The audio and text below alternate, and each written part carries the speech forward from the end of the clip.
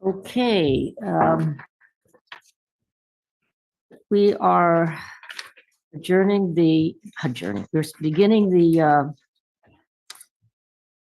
July 15th, 1920. You got this. You got this. Right here, honey. July 15th, 2024, board meeting of the Monterey Peninsula Water Management District. So let's call it to order. Roll call? Roll call, please. Yes. Director Oglesby, Here. Director Adams, Here. Director Paul, Here. Director Eisenhart, Here via Zoom. Director Edwards, Here. Vice Chair Riley, Here. Chair Anderson. Here. All members of the board are present. Okay, you'll join me in saying the Pledge of Allegiance.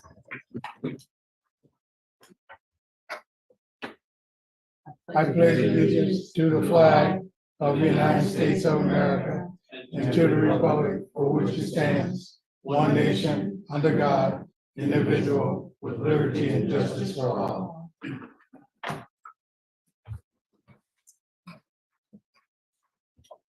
Are there any additions or corrections to the agenda? No, there are not. Thank you. The oral communications, if anybody is in the public that wishes to address the board on consent calendar, information items, closed session items, or matters that are not on the agenda, may do so only during oral communications. Please limit your comment to 3 minutes. Madam Chair, I'm hopeful that Marlena Brown is in the audience. I see Tom Rowley, but can you confirm that, Sarah, or anybody? in the- She is here. Okay, terrific, thank you. Yes, Mr. Rowley? good evening. Tom Rowley, Vice President of the Monterey Peninsula Taxpayers Association, citizen of Monterey with my wife. I got to thinking that after you adopted a budget last month, it included spending money on the water supply charge, asking the assessor's office to collect it against all the taxpayers. Have you guys really looked at your fiduciary responsibilities? Fiduciary responsibilities to all the taxpayers of the district? I don't think you have. And if I was in your shoes, I would have trouble sleeping at night knowing you're taking money away, $3 million approximately each year since approximately 2014, which is now up to about $30 million out of local taxpayers' pockets. I'm looking at each one of you, and I think you would have trouble sleeping at night knowing you're going to have to pay that money back. Thank you. Thank you.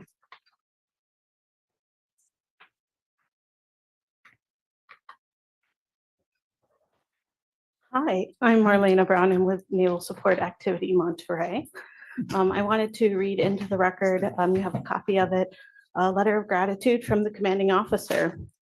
Dear directors, as the commanding officer of Naval Support Activity Monterey, which we call NSAM, I wanted to express my gratitude to General Manager David Stolt and the hardworking team at the Monterey Peninsula Water Management District for assisting the Navy with the National Environmental Protection Act, NEPA, environmental assessment of a proposed Naval Innovation Center.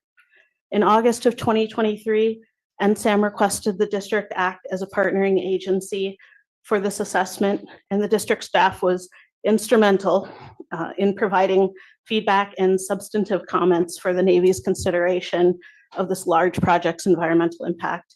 Your contributions regarding water and water policy were invaluable, and we appreciate the subject matter expertise truly provided from the district's thoughtful feedback. We look forward to working with Mr. Stolt and staff again during the water allocation process, and we really continue to appreciate your support of the Navy's mission and our needs.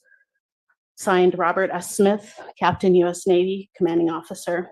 And on a personal note, I know several of staff are under the weather at the moment, so I'm sending healing energy your way. Thank you. Thank you. Thank you. Do we have any other?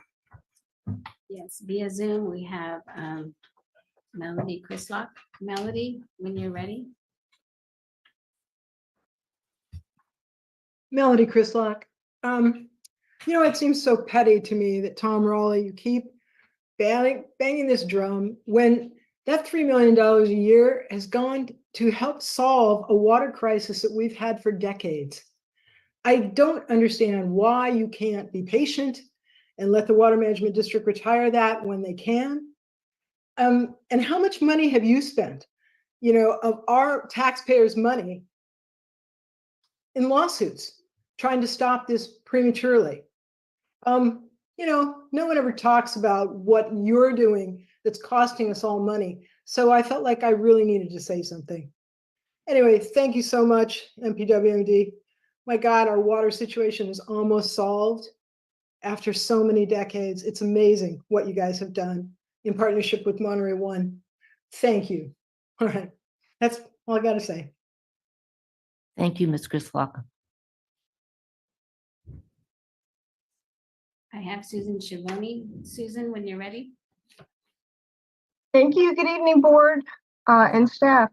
I just want to add to what Melody said. I totally agree with what she said. And I also would like to say that, despite what Tom Raleigh said, the district is receiving annually awards for fiduciary management. So I don't see you as irresponsible in your management. And I'm sure if there is a need to pay the money back, you've already worked that out in terms of a solution. I'm sure of it. So my hope is that the case goes in the favor of the district. It's still in appeal, so it's not a done deal. And then I also wanted to find out if, in fact, the supply charge is now in the budget. Would that mean that the 152 Oversight Committee would need to reconvene? That was my question. Thank you. Thank you, Susan.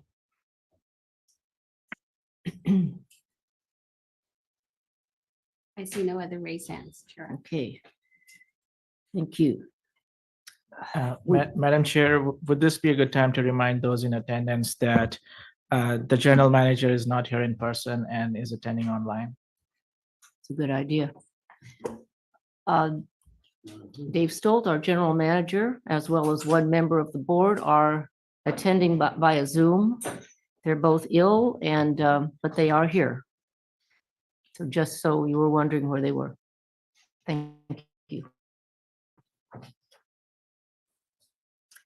We have 2 items on the consent calendar. Are there any comments about the consent calendar, or does anybody want to pull an item? Can we have a motion? Public comment. Oh, public comment, I'm sorry. Right. Any public comment? Chair Anderson, I see no raised hands. Okay, thank you. I move to approve the consent calendar. Second. Okay, anything else? So we can have a roll call vote. Director Oglesby, Aye. Director Adams, Aye. Director Paul, Aye. Director Eisenhart, Aye.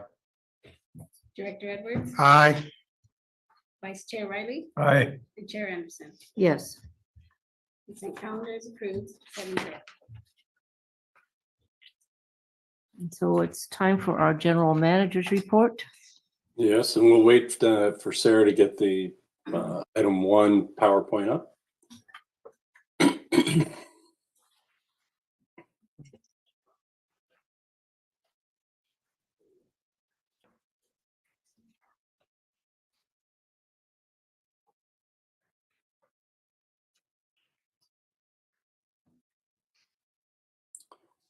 So item 1 is the standard monthly report on compliance with the State Water Board order and the seaside adjudication. Next slide, please. What I would like to point out from this slide is the Carmel River Basin actual line. You can see to date, this is 9 months of the water year. So we have July, August, and September remaining. There's been production from the river of 1,983 acre feet. For the remaining 3 months, if last year is any indicator, which it may or may not be, but I'm hopeful it's close. Last year, for the last 3 months, Cal-Am produced just over 1,000 acre feet, 1,007 acre feet from the river. So looking at where we stand today, we're at about 2,990 acre feet from the river if we go through the end of the year with 1,007 acre feet. That would indicate a shortfall off of the river water right of about 386 acre feet, which is certainly better than last year. You may recall the issue from last year was we felt that the river was underutilized because it's one of the 2 cheapest sources of supply for the company, and about 950 acre feet were left in the river. So we're well ahead of last year if the next 3 months proceed like last year's did. So I think that's a positive that we remain looking at it. The next slide, please.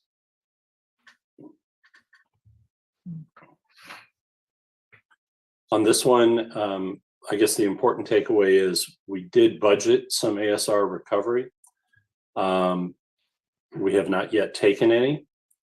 Pure Water Monterey recovery, we just closed the fiscal year. The contract for delivery is on a fiscal year basis. We met the 3,500 acre feet requirement of deliveries about 3 weeks into May.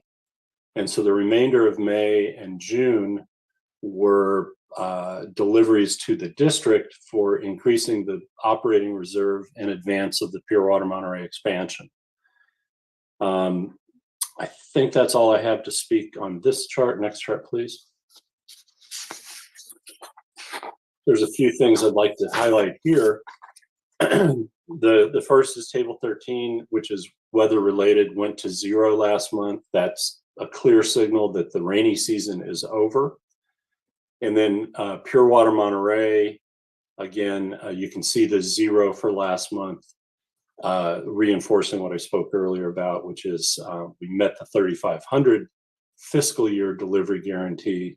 And so we just booked all of the Pure Water deliveries to our own account, which meant that Cal-Am didn't produce any, well, produced very little. They produced the 61 acre feet.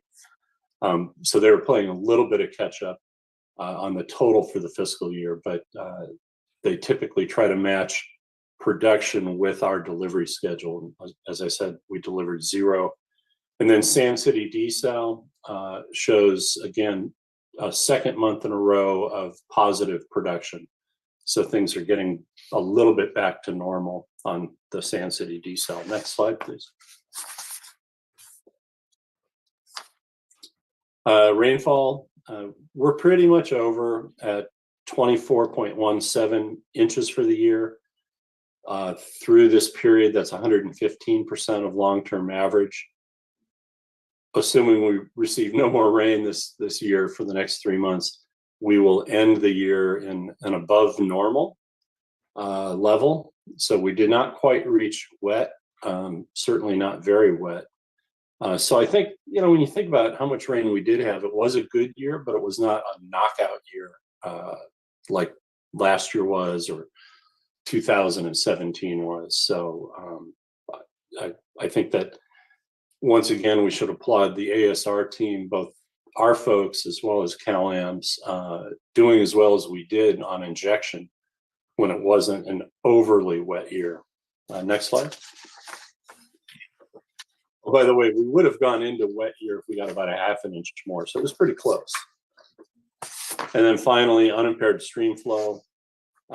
We're at 120% of long-term average, which is also a above normal year. And we're likely to end there as above normal, even though the river is still flowing. Typically, you know, we get in July, August, September, less than 1,500 acre feet total. So it won't move the needle at all to a higher category. Storage right now is about 94% of long-term average and 87% of system capacity. So we have a very good storage position as well. And that concludes the item 1 report. Item 3 report. Item 4, update on water supply projects. Not much to report, but I do want to reinforce with you that ASR currently sits at 3,677 acre feet in the ground. Think of it as our drought reserve. And Pure Water Monterey operating reserve is 2,189 acre feet. So both together is 5,868 acre feet, which is roughly 60 to 65% of total demand during a single year. So that's a very good buffer. We stand in a very good position going into next year with those reserves, so we can handle a bit of a dry year if it occurs. But there really is no prediction for a dry year at this point. So all looking good. The Pure Water Monterey project has not had any significant delays to its schedule, so it's still deemed to be on target for late calendar year 2025. Think of it as October for coming online. And we haven't heard any new breaking details on Cal-Am's attempt to permit its desalination plant. And that concludes item 4. Thank you so much. District Council.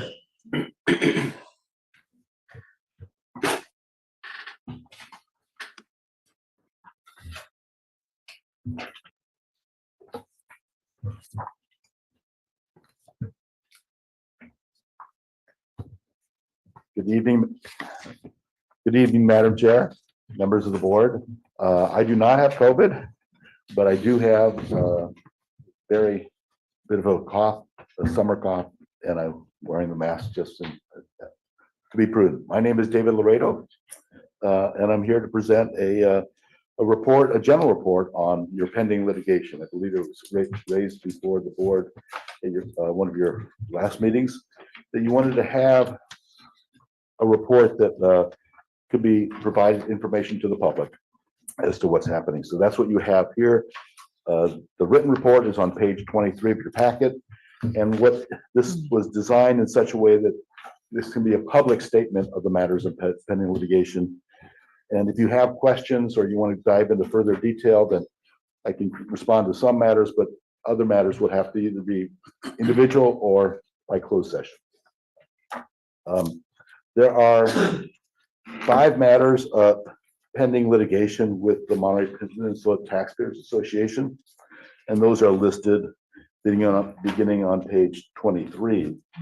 Of the 5 matters, 4 of them are active. 1 has been resolved and is no longer being actively litigated, and that is the very first one. We've characterized each of these 5 as MPTA 1, 2, 3, 4, and 5.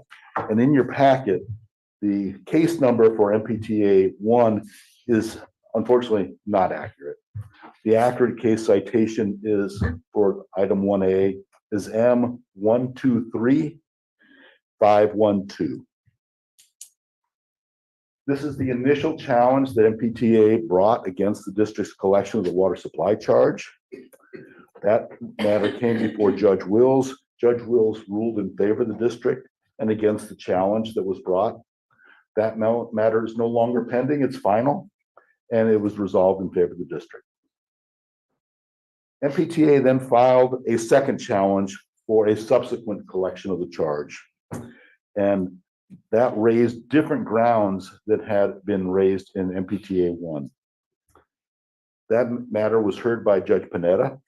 Judge Panetta ruled against the district's collection of the charge, ruling in favor of the Taxpayers Association. That matter is now on appeal before the 6th District Court of Appeal. In that, on that appeal, the district is seeking reversal of the trial court and continued collection of the annual charge. The district's contending that MPTA failed to timely file a validation claim, and also contends that the district's enabling ordinance 152, properly authorizes and supports collection of the charge. So that matter has been fully briefed, and oral arguments have been set before the Court of Appeal on September 5th of this year. And that's going to be held in Santa Clara, on Santa Clara Street in San Jose. Question has been posed as to who the oral argument panel has been designated, and I have not looked at that. I have a meeting later this week to discuss with our lead litigation counsel to review that, and I will transmit those identities directly to the board and report on that at the next meeting. Before we move on from that, there has been questions from the board of whether or not you can view that oral argument online. The answer is yes, and we will be sending out the link to the board so you can each log in as you wish. So the nature of these issues on appeal and before the court is that challenges are made to the collection of each specific year's collection of the fee. So although there are 5 actions, these are really different facets of the same challenge. MPTA is challenging the district's authority to impose a charge. So MPTA 3 is a 3rd challenge against the district's collection of the charge. MPTA 3 raises different grounds as compared to the allegations in MPTA 1 and 2. I believe that MPTA was hedging its bet. If the district were to prevail on the prior on the matter before on appeal, they will have a different set of reasons to find fault in the collection. All the parties have agreed to postpone active litigation of MPTA 3 until the matter is resolved in the Court of Appeal and we see what direction we get from the court. Similarly, MPTA 4 is a 4th challenge brought by the Taxpayers Association against the water supply charge. Although this raises grounds similar to that raised in 3, it extends the term for a following year. And we have an agreement with the Taxpayers Association that action on that matter is also going to trail pending a resolution of the Court of Appeals decision connecting with MPTA 2. The 4th pending matter, which is MPTA 5, is the 5th challenge to the district's collection, and that applies to this most recent tax year. It raises grounds similar to MPTA 3 and 4, but it also includes class claims, bringing this as a class action on behalf of property owners. So it takes a look at what the district is doing from a different perspective. Technically, it's a new lawsuit. Technically, it raises additional grounds for litigation purposes. But again, we've discussed with MPTA, and we have an agreement pending to postpone this litigation until after the ruling. So one of the 4 matters is on appeal, and the other 3 are just trailing. And these collectively examine this question of whether the district is valid in its reliance of Ordinance 152 in collecting the charge. May I ask a question before certainly you may. continue? Is our council going to argue in person? Yes. We have not waived oral argument. We've notified the court that we will be arguing in person. And so we will be in front of the court. Thank you. I have a follow-up question as well. Depending on what the appeal court says, is it likely that the other 3 cases might be consolidated into a single case? Or are all going to be treated separately? It is possible. It really just depends on how the appellate court rules. There may be a reason to settle.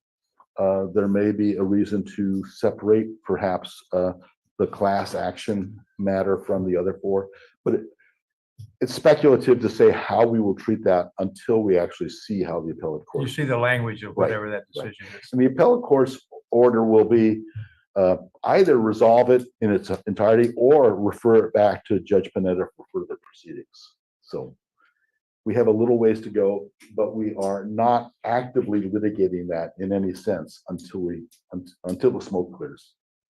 I understand. Thanks. The second matter is the Water Management District's lawsuit against Cal-Am. And this is the action by which the district is attempting to fulfill the electorate's mandate in Measure J. And Measure J compels the district to attempt to acquire ownership and to operate Cal-Am's Monterey Division water supply facilities. That matter is in the Superior Court. Judge Vanessa Vallarta is the judge presiding over that matter. This does remain at an early stage. Cal-Am has challenged aspects of the district's lawsuit by demur. The demur questions the district's ability to bring the action as framed. Judge Vallarta had a hearing on the demur, needed more time to review this, asked for additional briefing, and a second hearing has been set for on that demur on August 23rd, and that'll be in Superior Court. Both sides have begun discovery efforts. Questions have been posed for the district to respond to, and the district is propounding discovery against Cal-Am. So the matter is an active litigation, and we do await the ruling from Judge Panetta to see if the scope of the proceeding is at all affected. The district's case against LAFCO, the Local Agency Formation Commission, the district brought this to challenge how LAFCO conducted and the decisions that it made regarding the district's exercise of power to acquire the Cal-Am system. On December 7th of 2023, Judge Wills ruled in favor of the district and against LAFCO and Cal-Am. Cal-Am is a real party of interest in that proceeding. That matter is now on appeal before the 6th District Court of Appeal. It's taken a while to get the administrative record lodged. That is lodged, and schedules, but briefing schedules have not yet been set. The next step will be to find out what the briefing schedule is between the parties and to prepare the briefs in that matter. The fourth action is the City of Marina and the Water Management District and Marine Coast Water District's challenge to the California Coastal Commission.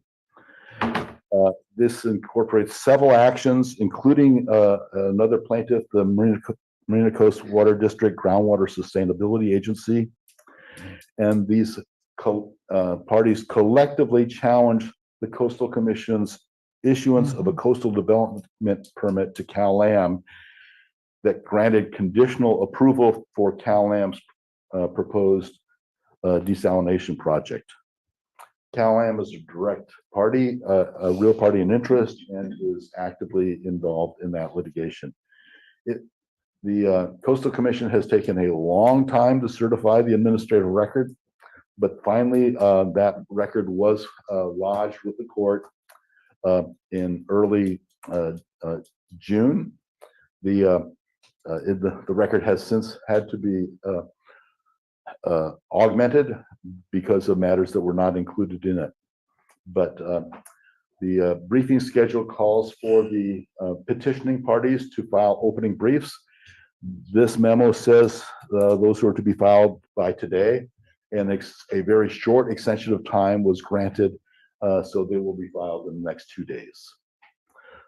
After that, the Coastal Commission and Cal-Am will have an opportunity to file reply briefs, and the petitioning parties then will have a time thereafter to file a 30-day responsive brief. After that, a hearing is anticipated on the merits, and tentatively that is going to be set in November. I anticipate late November of this year. There are also other dates that the court has set for potential further arguments that could extend into December and even January of next year. Question, Yes. has a judge been assigned to that case yet? Yes, that is Judge Wills.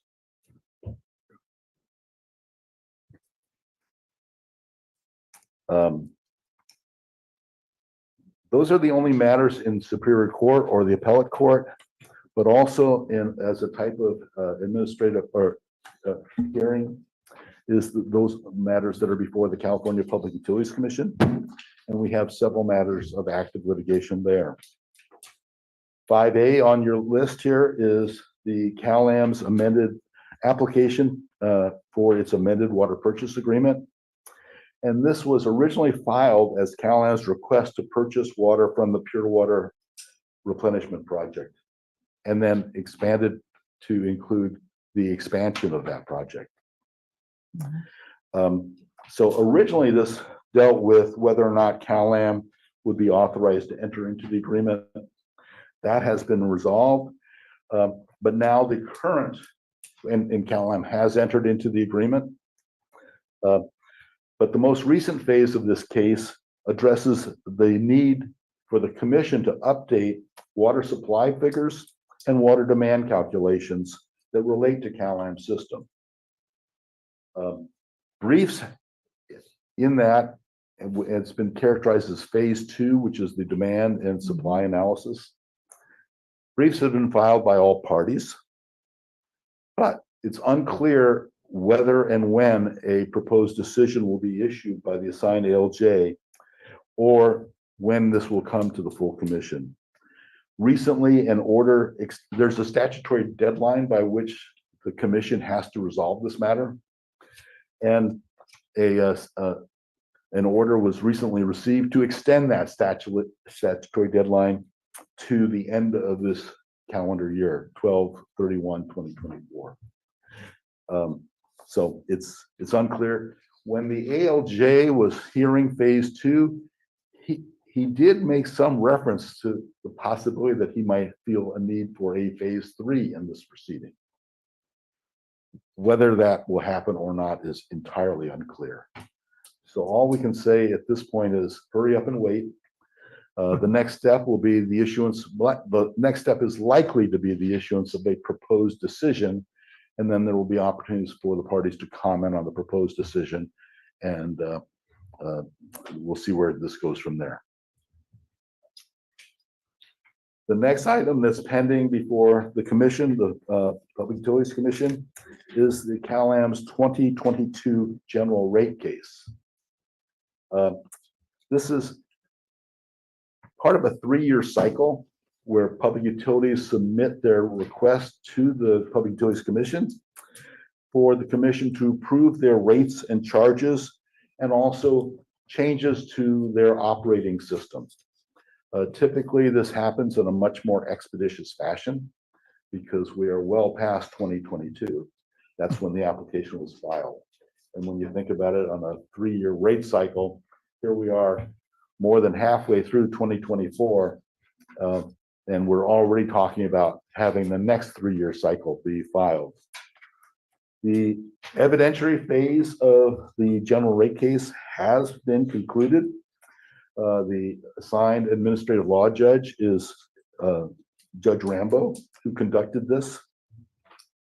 In every administrative hearing of this type has both an assigned administrative law judge and who presides over the proceeding, and an assigned commissioner. One of the 5 public utility commission members actually sits in on proceedings, can ask questions, and can confer with the ALJ in the proceeding.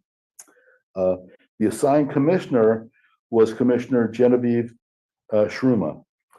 She has left the commission and has now been replaced by a new commissioner, and that is Commissioner Karen Douglas. So that's a wrinkle in the matter because it's a long proceeding, and it's uncertain as to how that will affect the decision-making of the ALJ. the case,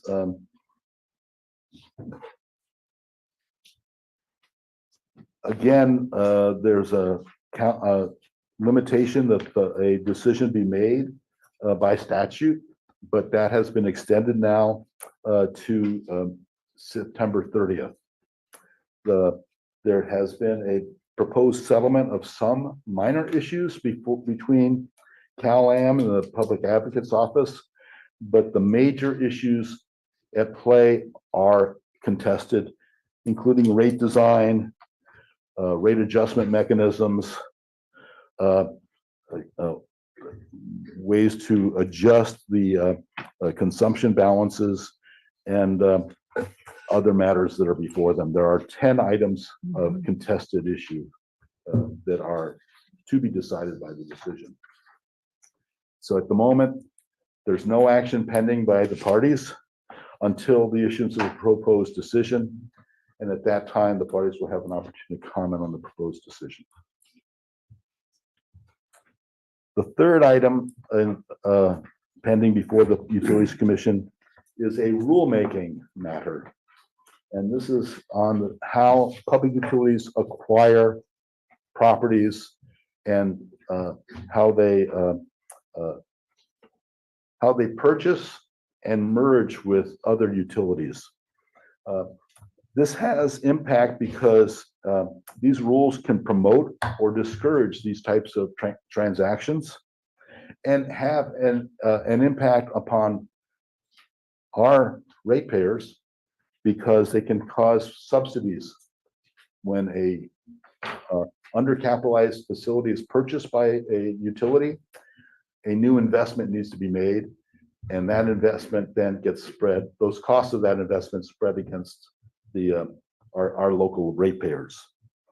That matter has been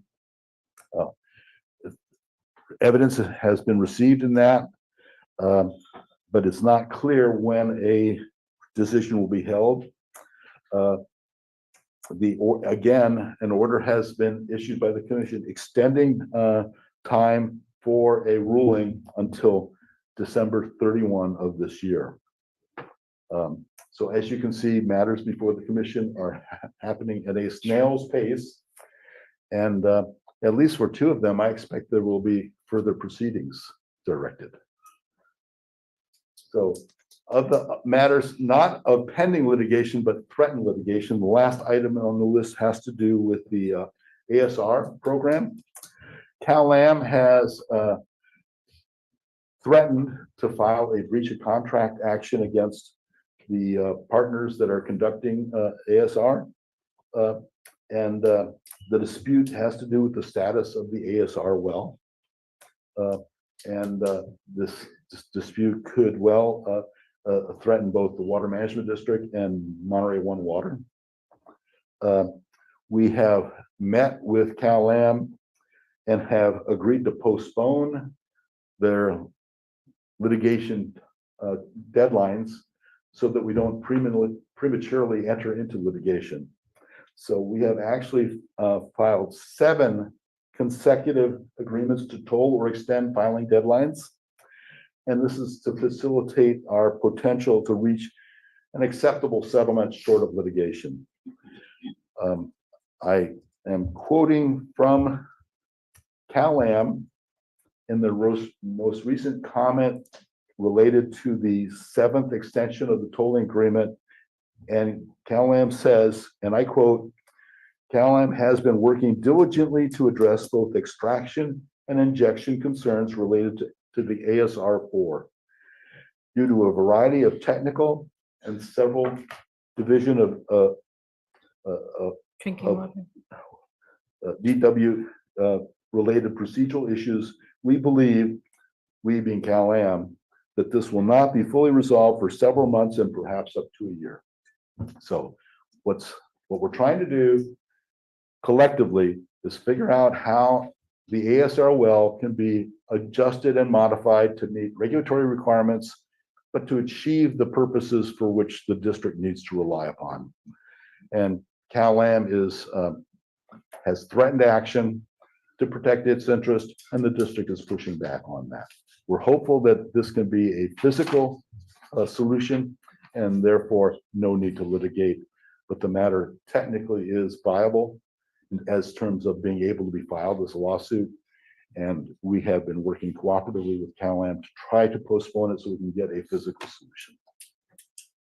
That concludes my report. Thank you. Thank you. Yeah, I got a couple questions. Yeah, go ahead. No, wait. Now, Mr. Roy, a good report. I like it because it's written. And I wonder, is this a one-timer? Or I expect this from now on? I would suggest that this may be appropriate, not every month, because you're gonna hear a lot of the same things. And as you can hear from the timing, some of these don't happen on a monthly time step. But I would suggest on a quarterly time step. And we can do that or more frequently if you wish. I think more frequently, even though if it's nothing changed, I think you add in there, nothing have changed from last month. But I think the public need what you done here so they can understand. I can't remember all of it, but it's all written down now and a good report. Thank you. Be That's all happy I to give have. it to you as often as you wish. Get ready for every month. You ask me. Yes. I have a question, but I'll. No, go ahead. I've already asked some questions. That's fine. You didn't ask it. I had two, well, first of all, very well done report. I like it written too. And I'm okay with the suggestion about monthly, if that's all you're gonna add is no update, right? So we don't need to have you think about it every 30 days. It's just, there ain't nothing there, no update on that one, but very well done. But my question is, when we talk about the water supply charge, right? If we lose the appeal, and I don't think we will, right?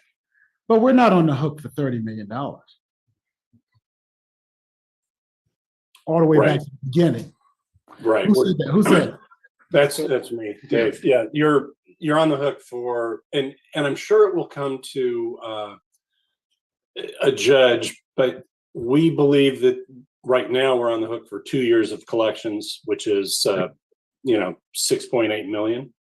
Yeah, that's all I wanted to get out. Yeah. That's all I want to get out. I mean, we don't know how much the judgment will be. That's correct. But we know it's not 30 million. That's correct. Okay, because it doesn't go all the way back. That's all. That's for myself to be clear. And then it was a concern, and I have to share the same concern. If we continue to collect the service charge, the supply charge, does that dictate, or would it be good practice to re-impanel the 152 committee? Well, that's a separate question, quite honestly. And as long as we are collecting the charge, I believe that the orders in 152 panel has a role. Right, they have a role, so if they're not in panel now, they probably should be re-impaneled.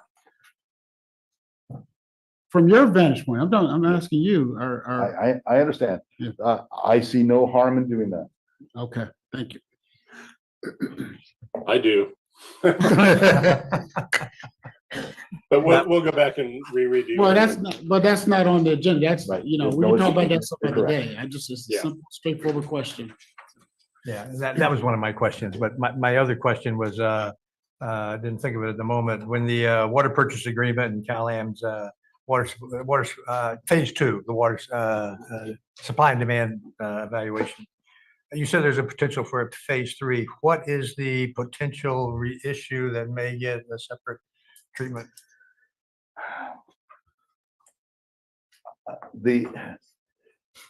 I think that some of the potential is the constraints that the commission previously put on the desal plant and reconciling that with what the coastal commission may have done. And it's hard to read, it's hard to project what issues the ALJ may spark on. All I know is that he did say that he saw that there may be a need for phase 3.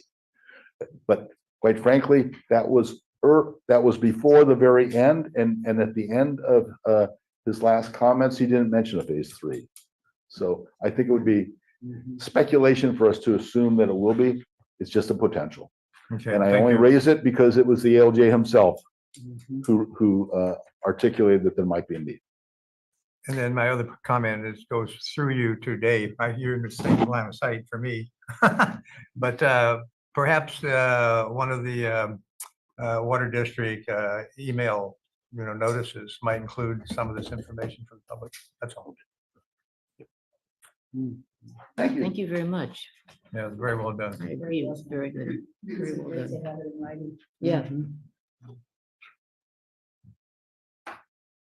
So now we are. Public comment? Yeah.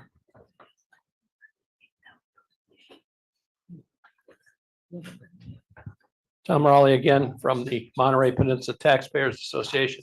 That was a great report from Mr. Leal. And I agree that we've got a lot to keep track of. And there's a lot of challenges on the legal front. But two quick comments is under item 2, which is Water Management District versus Cal-Am, to fulfill the electoral mandate of Measure J. It was not a mandate. It was an option. It was voted on by you as a board. So to keep repeating it's a mandate, maybe you're hoping it's a mandate, maybe it's a mandate in your mind, but it was not a mandate. It was a decision made by the board to pursue it. So it could have gone either way, but you pretty much had the name made up ahead of time. And then I'm reminded on Mayor Oglesby, is it 30 million or 6.8 million? Current court system in the legal system, and I think Mr. Leal will probably agree with this, in California is a real crapshoot these days, all the way up to the Supremes. And a famous senator from Illinois, Everett Dirksen, had a very famous saying, a few million here and a few million there, and pretty soon you're talking real money. Now, 3 million a year isn't a lot of money, but it starts adding up after a period of time. And this is money that's been picked from the pockets of Monterey Peninsula taxpayers. And you are taking the risk that you're going to have to refund whatever the courts say. And again, it's a crapshoot. We all recognize that. So anyway, with those comments, I hope you think about this, because if I was you guys, I would be thinking the longer you collect this thing, the more you're hanging out there and are liable if the courts do rule against you and accept Judge Carrie Panetta's decision that you should mandate or should sunset the water supply charge, as was promised by the general manager back in 2012. Thank you.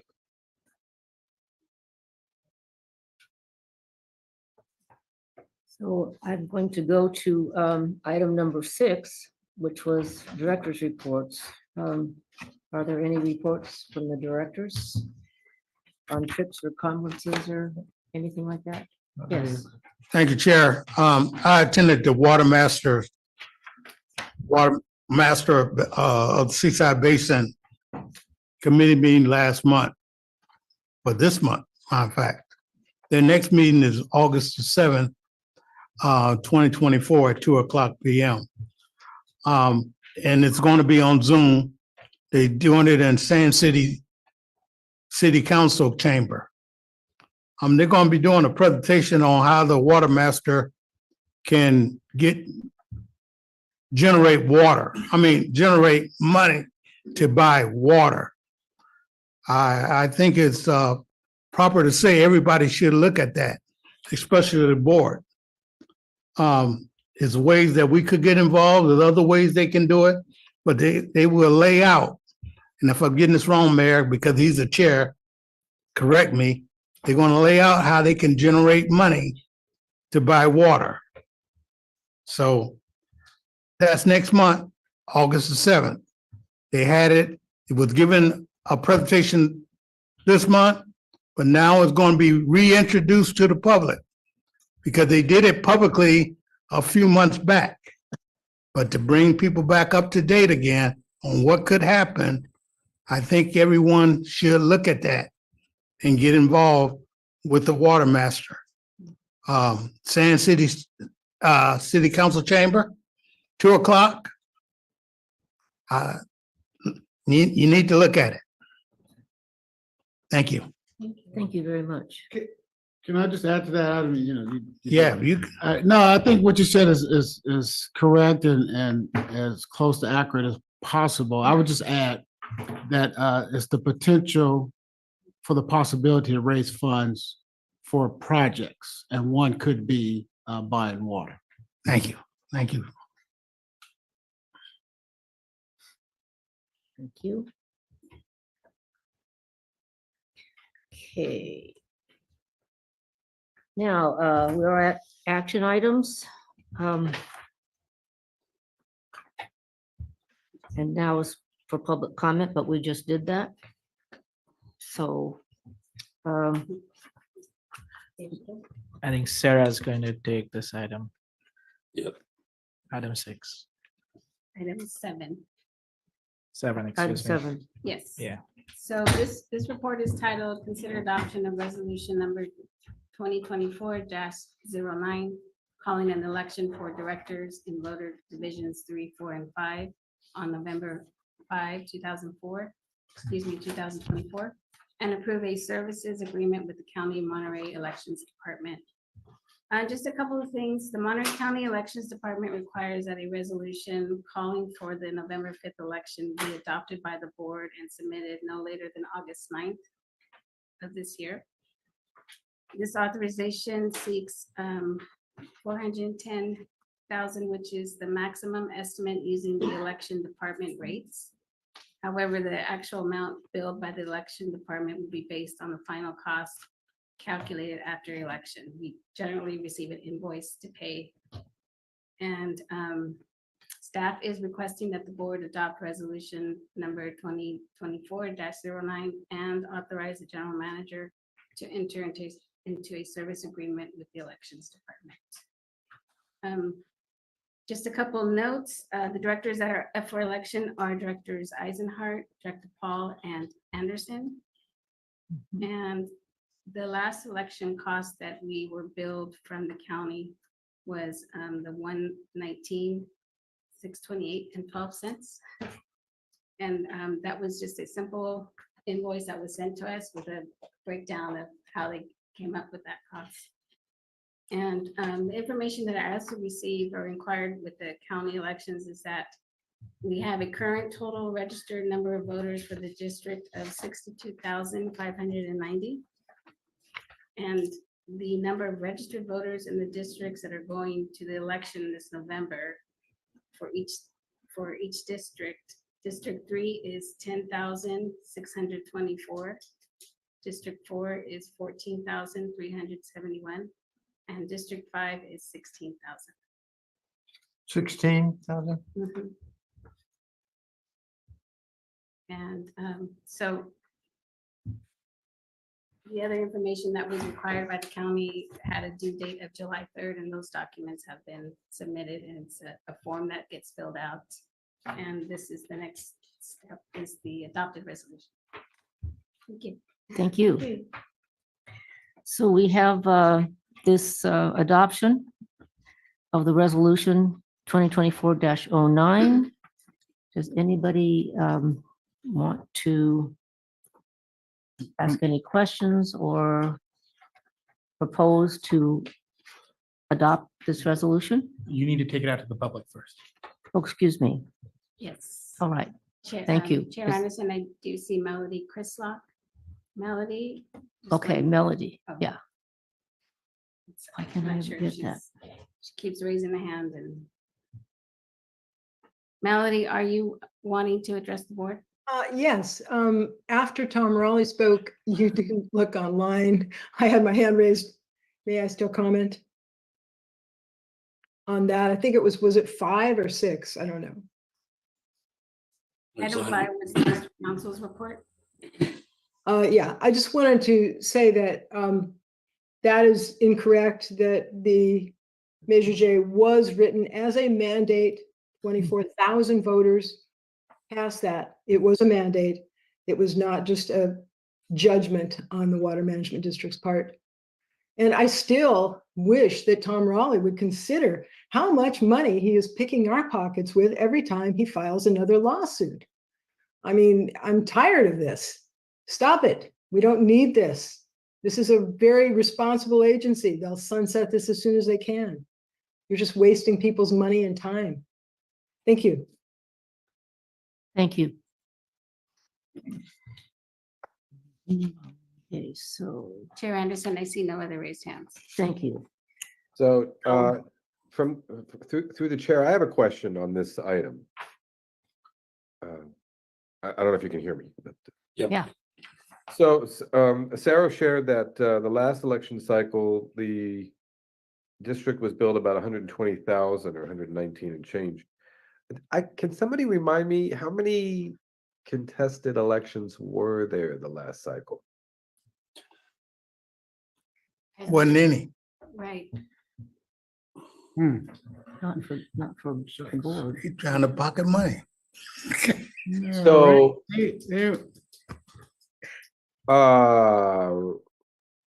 really? I mean, Yeah, so I even wasn't- when you, even when you get appointed in lieu or AIL, the registrar still shares the cost of the, the voter pamphlet, the, all the materials leading up to it. So even if you're not printed on the ballot, ultimately, there's a bunch of costs that they spread. And even, it's hard to tell because they don't itemize, but I believe there may just be some overhead for like voting locations and so forth, where again, even though our candidates weren't on the ballot, the election was held in the district, and so they assigned some of those just general costs to the district. Okay, I thought it was, up until just this moment, I thought the cost to the district passed through from the elections department was sort of negligible if it was an uncontested. Now I'm hearing it's basically no difference. Is that? Yeah. I just, through the chair, are we sure that this information came from the election office? Are we sure that this was an uncontested election?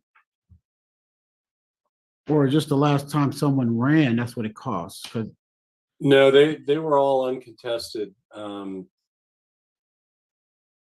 That was the 2022 election for 1 and 2, and then also 3 because Director Eisenhart had a short term because he was appointed to fill Safwat Malik's seat with sufficient time before the next general election. So he had to actually run for a 2-year term, and now he's running for the full 4-year term. And so right, that's not that, I don't mean to interrupt you, but that's my point is you paid to be on the ballot, right? Because someone that ran, Director Eisenhart, that information was on the ballot, right? In the pamphlet. That's what you paid for. So it's not contested.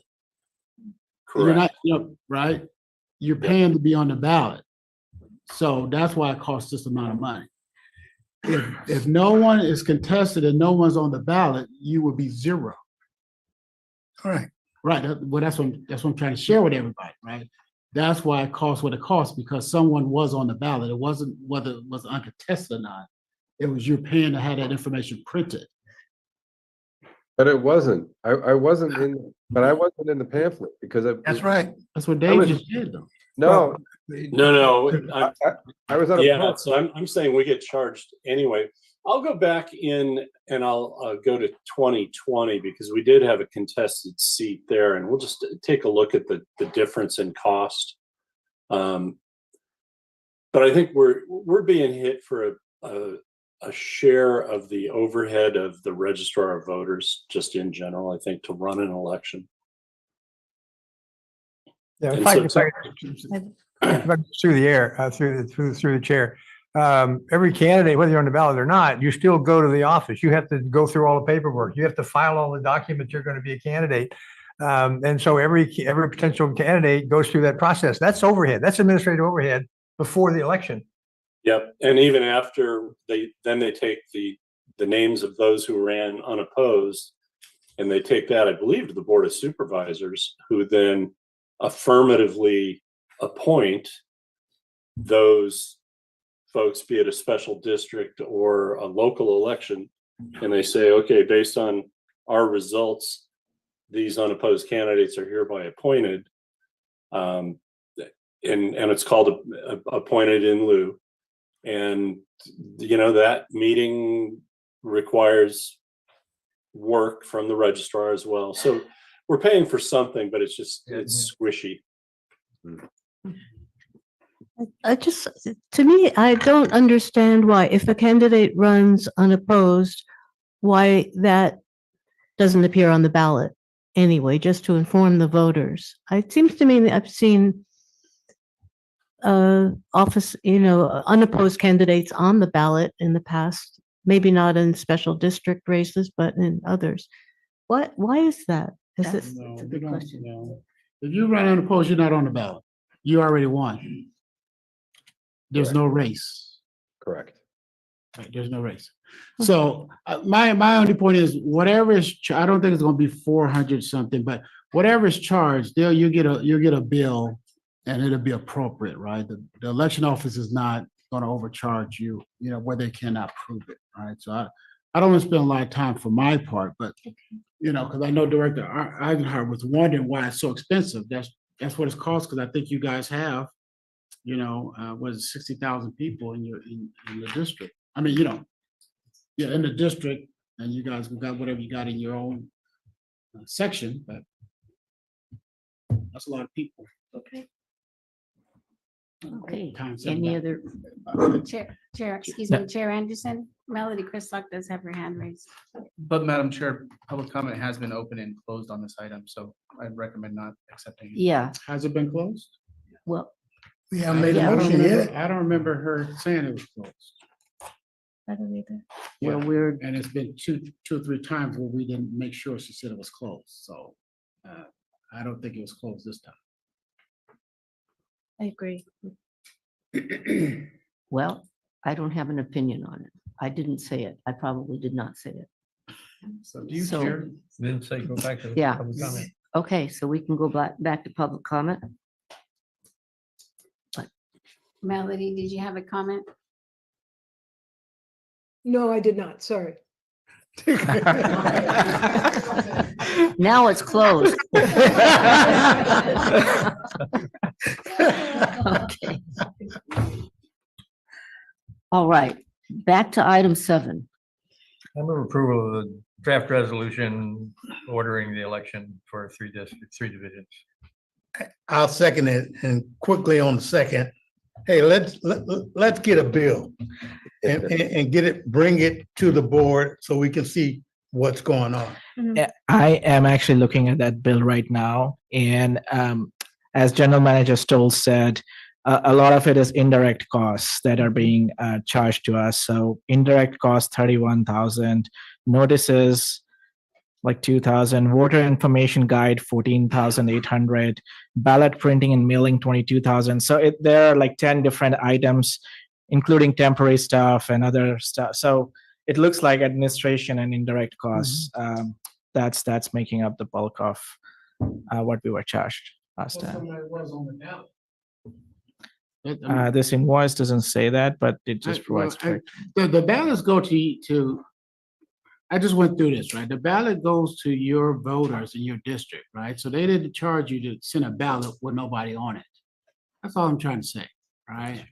And if someone ran, and maybe Director Eisenhardt didn't run, he ran unopposed for the last 2 years, but he was on a ballot and no one put in their term, but I'm sure people voted on him, or, No, No, I was not on the ballot. I was feeling I thought I was gonna be famous. I wasn't. I wasn't in the pamphlet. I wasn't in anything. Once the deadline passed to oppose, I became a nothing burger. And the next thing I knew, I was appointed in lieu after the election. You didn't see my name anywhere. We, That's right, because I think he ran with me and George That's correct. on that ballot. Yeah. And didn't nobody run. The only guess- way, the only way anybody would know that Mark, Alvin, and George even existed during that election was you'd have to go onto the Department of Elections website. Good luck. If you can navigate it, it's not terribly hard, but I shouldn't be that cruel. But you'll see our names there on the website. But that's it. Yeah, no, I'm just, that's why I guess it's, yeah, I don't know. That's okay. I mean, it is what it is. But we still need to see something at the end of this Yeah. election year. Let's really clean it up as much as possible, because that cost is in there. and we will double check whatever we are billed, we will double check to make Right. sure that it's billed correctly too. All right. Now, if you want just one other useful tidbit, when the number of voters in each district was read, 10,003 and 14,004 and 16,005. Remember, we just went through redistricting. I was thinking the same thing. And the populations are all the same, which means there's more children in your district, Director Eisenhart, than there are in Director Anderson's, for example. Or just scofflaws who register to vote.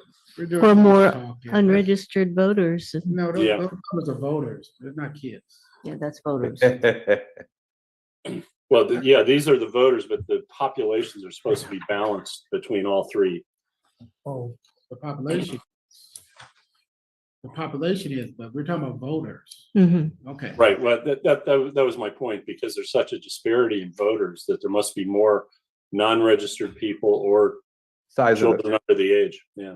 Yeah. Yeah. Can we Okay. vote? Yes, we can. We have a, I will take a roll call vote. Director Oglesby, Aye. Director Adams. Aye. Director Eisenhart, Aye. Director Paul, Yes. Director Edwards, Yes, Vice Chair Riley, Aye. Chair Anderson. yes. Items approved 7-0. All right. Now, do we have public comment On 7B, on this item? 7B. 7B. We That's the one we need, just we had. need two motions on this action. I move approval of 7B, which is a service agreement with the Elections Department for election services. I second. Thank you for noticing that. Any comments or questions? Public? What is 7B? It's at the bottom of the page. No, but what is Service 7B? Service agreement with the election department. Okay, okay. this is where they making their money on. No comments, no questions. We've got a first and a second. We can have a roll call vote, yes. Yeah, just. Director Eisenhart, Aye. Director Paul, Yes. Director Edwards, Yes, Vice Chair Riley, Aye. Chair Anderson, Yes. Director Adams. Aye. Director Oglesby. Aye. Motion passes 7-0.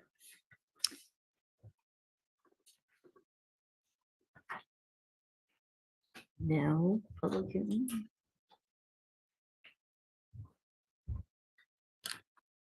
Now, item 8. Okay, item 8. I think we have the Water Resources Manager, Mr. Lear here. Yes, thank you. Good evening, Chair Anderson, members of the board. Can you hear me? Yes. Awesome. This is action item 8, and it's to consider establishment of a financial assistance program to assist low-income households to comply with the district's rules Ordinance 3 and Rules 54 that require metering and reporting of privately owned wells. I don't have a presentation, but I just give you a little verbal background on why this is in front of you. The district has rules 20 and 54, which require, if you own a meter within the water district's boundaries, the meter must be registered, metered, and you must report your production out of your well or your meter read on an annual basis. The rules actually require staff to create a report and bring it to the board and the general manager and report those results at a board meeting so they can go out to the public. We recently had someone who was running this program retire, and so we are going through an audit of this program, kind of updating some of the workings of the program, the inner workings, and we were working through production records and looking at them and auditing them. And we're coming up with sections of the records where people's meters had broke, where we weren't getting some of the data that we're required to collect because meters were broken, or in other instances, meters are installed incorrectly where they don't have the correct run of pipe before and after the meter, so they're recording water usage inaccurately. And another instance where we would work with the landowner that owns a well is if a well has been on what's called the land use reporting method, which is looking at all of the uses that's on the property and summing them up, the district feels that method is not as accurate as an actual meter. So when houses change title, people are required to place a meter on their well. We've come across some places where in the notes they had been noted that the owner had indicated that it would be a financial hardship to hire a plumber because the rules require the owner to place the meter on the well before we can say that the well is correctly registered. And so we started thinking that if we can verify that it is a financial hardship for an owner to put a meter on their well so that they can comply with this rule, the district could create a low income program that would we could install meter on their well so that they would not go through the rest of the process. If a well is not in compliance with the district's rules, the owner will be notified, be given 2 notifications, and if it's not lapsed with taken care of within the 3rd month, a notice of non-compliance is recorded against the property at the Monterey at Monterey County, and so that actually freezes the property where the district will not process any applications with that property, and it also acts as a lien on the property where it cannot change title or be refinanced. And so we don't want to have a situation where someone can't afford a meter, can't follow our rules, and then ends up in that situation. An example of how someone would find themselves in that situation is if someone inherits a property and they don't have a large salary, but they have the property that they've inherited. They don't have large costs to live on the property because the property is paid for. And so that would constitute a financial hardship. And so when we went around to look at what other districts do, we found that Monterey One had a program that was to assist people with their sewer if they could demonstrate a financial hardship.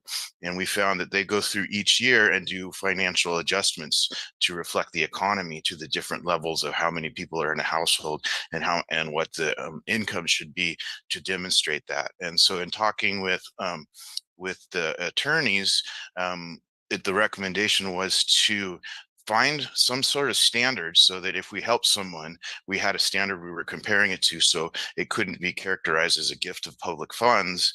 And could look to Monterey One as they adjust theirs each year and just use the work that they're doing to help establish a program for this program. And so the recommendation would be to direct the general manager to establish a program as I've set forward. And so with that, I can take questions. I have a question for you. So as far as establishing the need for a program like this for a particular, for an individual, you just looking at their income level, that's basically what you're, or their taxes or something, that's what you're basing it on? Correct. Yeah, correct. There, Chair Anderson, the way that Monterey One does it is if you can send in an electric bill that says that you're enrolled in PG&E's financial hardship program, or if they can send in a bill that says they're enrolled in Monterey One's financial hardship program, or you can submit your tax return that would demonstrate. And it would, yes, it is, it's threshold of pre-tax income per member of household.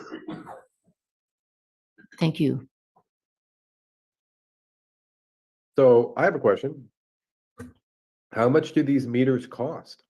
It's a great question. It could be about $500 to install a meter, and they do break from time to time.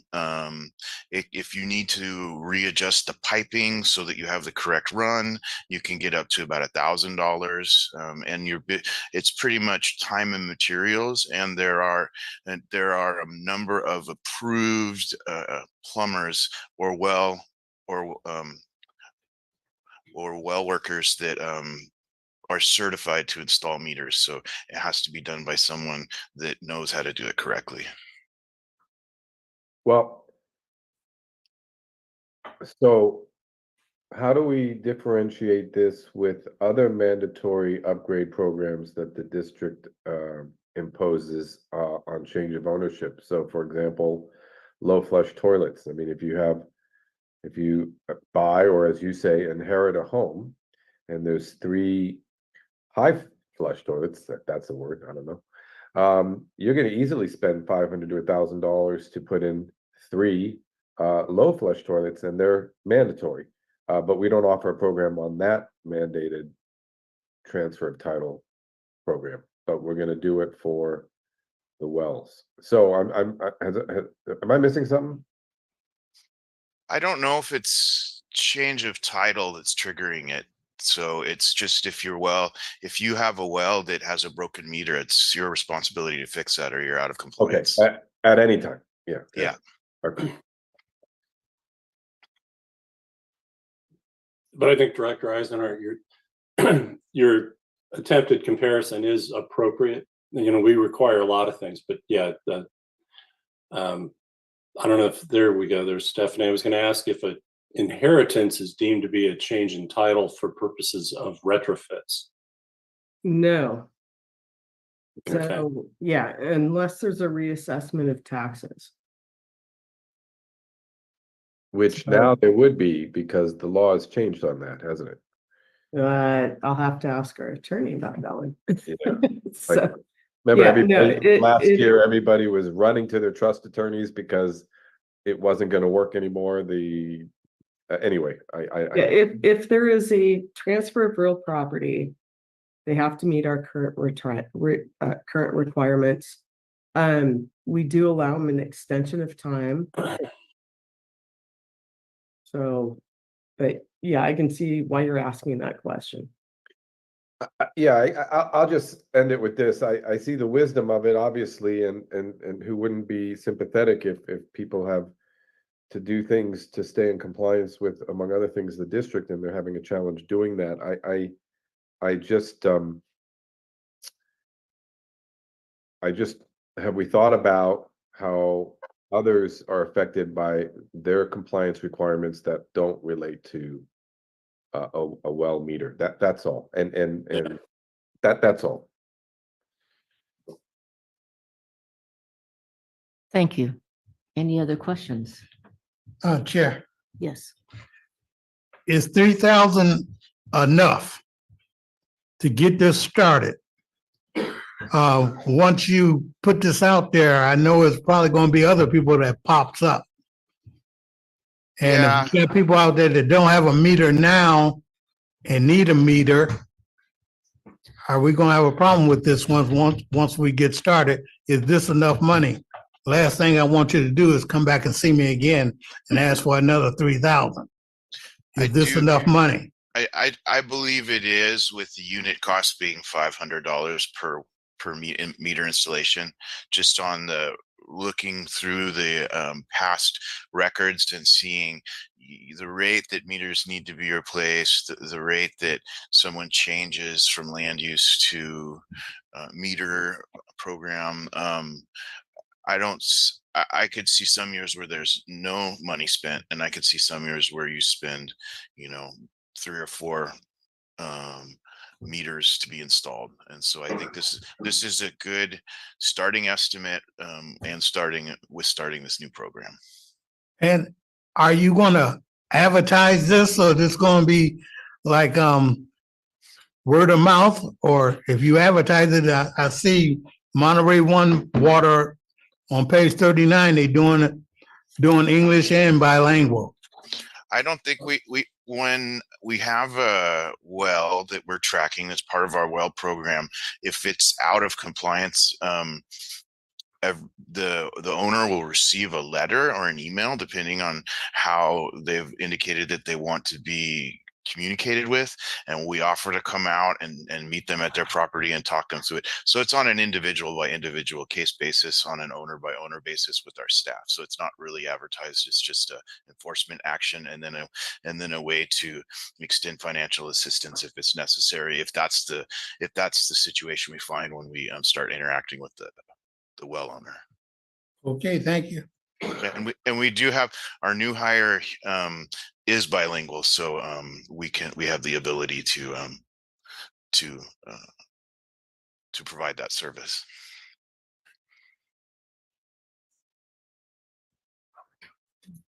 We have, are there any public comments or questions about this? Chair Anderson, I see no raised hands. Thank you. Can I just clarify? So, John, is the proposal that the board approve a cost estimate of $3,000, and if you go over, we have to come back to the board, or is this an open-ended financial assistance? Is there a cap, I guess, to this, or should we think about having a cap? I think 3,000 is what I intended to be the cap. If it I don't see it going over that. If it did, I will have to come back before Director Alvin. Yeah, I like that. I love to see you. All right. You got it right. All right, so shall we have a vote? Do we have a motion? We need a motion. Oh, I thought we had one, I'm sorry. So moved. Chair. I'll second it since they're coming back to me. Okay. All right, may we have a roll call vote, please? Yes, Director Paul, Yes. Director Eisenhart, Aye. Director Adams. Director Adams, Aye. Director Oglesby, Aye. Director Edwards, Aye. Vice Chair Riley, Aye. Chair Anderson. Yes, The item passes 7-0. thank you. Now. We are up on action and on item 9, authorizing funds for the contract with Majora Brothers Drilling. Additional funds, I should say, and this is going to be presented, there you are. I thought you just stepped out of the screen. So I thought you were standing there. Next slide, sir. Good evening. We have provided the board with a revised staff report with the reduction in the request.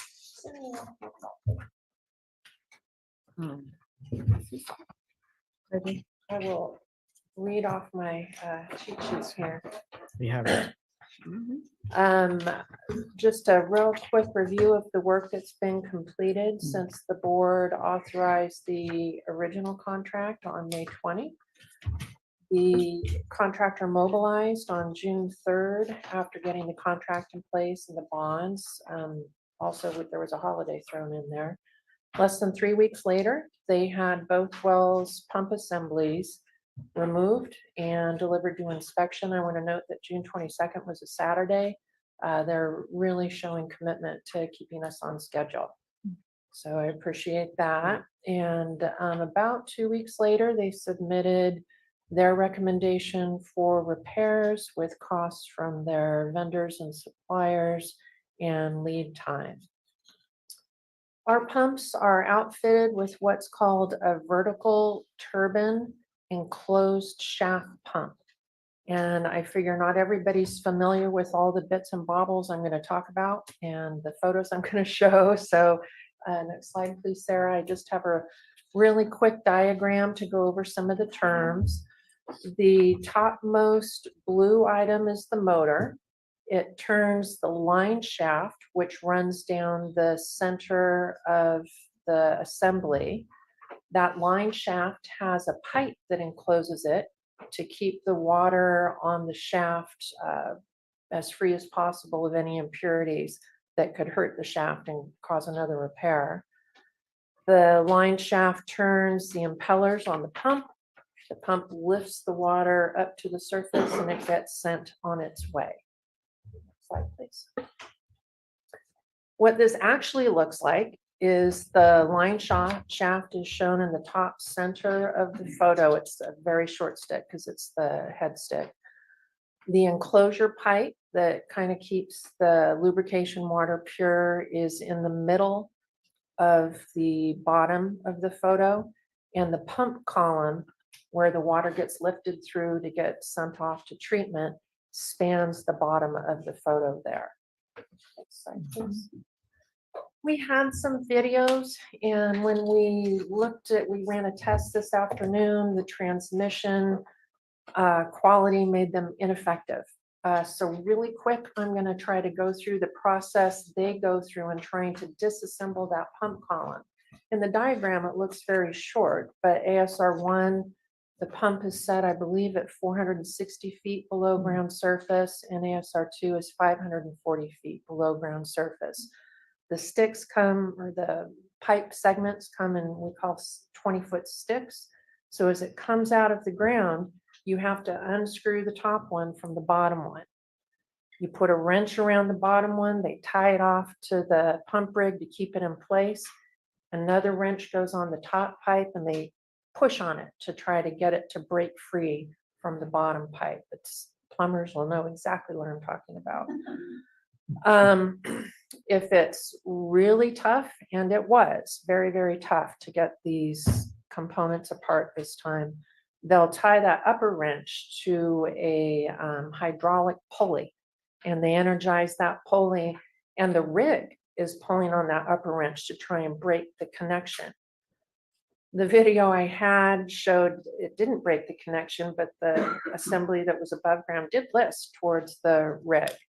So at that point, you have to start banging on the pipe to get it to break free from whatever's holding it together, and some other more extreme measures, which I'll show in another photo.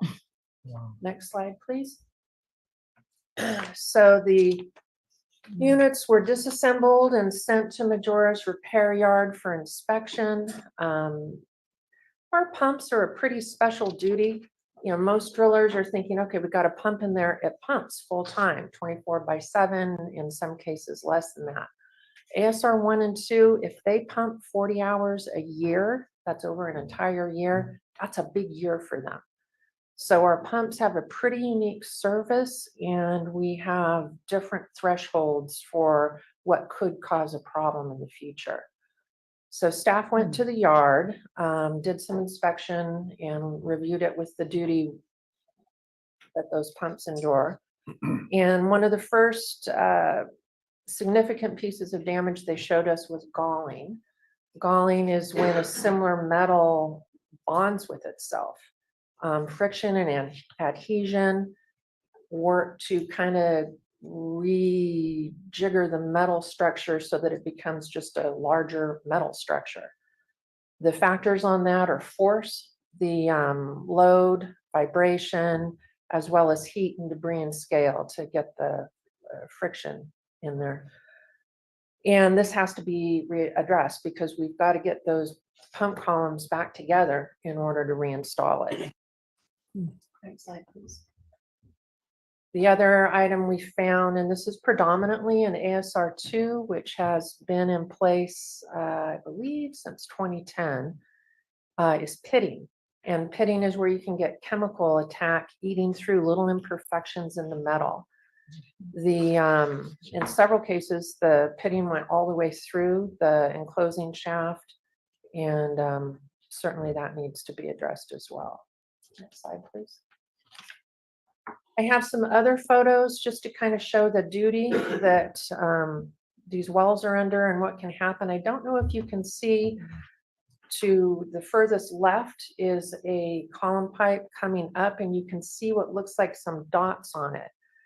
That is on ASR 1, which is was last rehabbed, I believe, in 2021. So that's 3 years of duty. And those dots or nodules are iron oxide deposits that have already formed in that short time. The center photo has what are, you can call them stabilizers, I guess stabilizers is wrong, we call them spiders. They're there to keep the enclosing tube kind of in the center of the pump column. The bottom spider, you can see 3 legs, and the top spider is missing one. So small things like that happen, and the wear and tear and corrosion. The component to the furthest right isn't ours. It is a brass well that was in service in Moss Landing and brackish waters. And at the top of that pump bowl, you can see seashells. And we just wanted to show you that to kind of stress that the surprise that environmental effects below water can have on the submerged equipment. That surprised the drillers as well. Next slide, please. So after looking at the damage and the repair requests that the driller had made in light of our unique duty, we reduced the amount from, I think it was about $226,000 that was in the staff note to $178,559.